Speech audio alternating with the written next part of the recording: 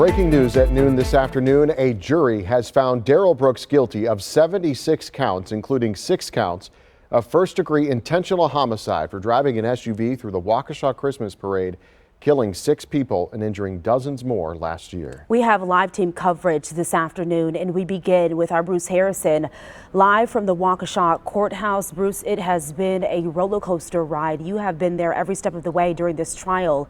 What is the feeling like right now after the verdict was read?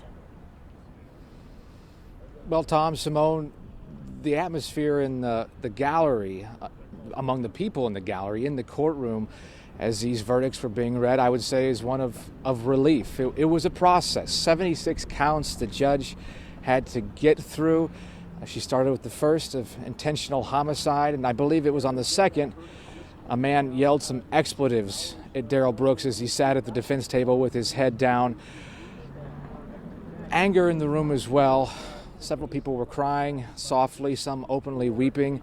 Others, it appeared at times, were nodding in agreement as the guilty verdicts were read. A bunch of mixed emotions, things that you can't see if you've been watching this trial at home on television, things you can only see if you're present there in the courtroom. The jurors looked on as well at the judge as she read the guilty verdicts. They also looked at times at Darrell Brooks, who did not return their stares. And we do have a brief moment from the judge we wanted to share when she does go ahead and read that first guilty count.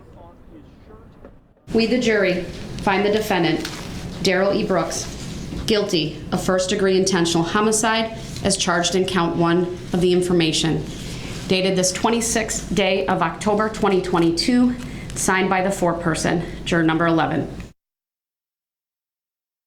A lot of nodding heads after that first count was read, I think confirming to a lot of people what they already believed would happen. They believed family members of the victims believed that Mr. Brooks would be found guilty. I spoke with a family member as I was walking out of the courtroom. Ryan Conkey's his name. He's the uncle of Jesselyn Torres, one of the extreme dancers who was injured in the parade but survived. He told me that he's glad it's over. He's glad the victims' families have received some justice. Really hard to put into words, he says. He finds it hard to believe Mr. Brooks, after all this, may have a clear conscience if he can't admit what he did. That's Mr. Conkey's words. But he's glad this step is just over. Tom, Simone, back to you. Yeah, and he's pulling that a little bit from the closing argument that Darrell Brooks made yesterday evening, where he talked about himself having a clear conscience and being forgiven by God. He leaning on his faith a little bit while talking about that, but obviously the jury found that he was guilty of intentional homicide in these 6 cases, and then the several other injuries that came along with it. And Bruce talked about people believing, of course, that this would be a guilty verdict, but it's a little different when you actually hear it.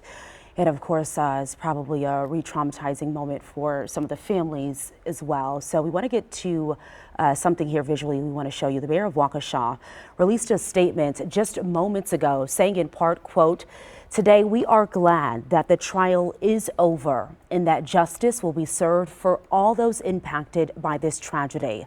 Police Chief Dan Thompson also said, quote, "In the nearly 1 year since this tragedy, there has not been a day that our community has not grieved." That is certainly true. And as mentioned, today's, we want to share, I should say, the pictures of those killed in the parade attack. Again, this is about the victims here. Bill Hospel, Leanna Owen, Jane Coolidge, Ginny Sorensen, Tamara Durand, and the youngest victim, Jackson Sparks. I think the community and a lot of us have gotten to know the families and friends of a lot of these people over the last months since this happened.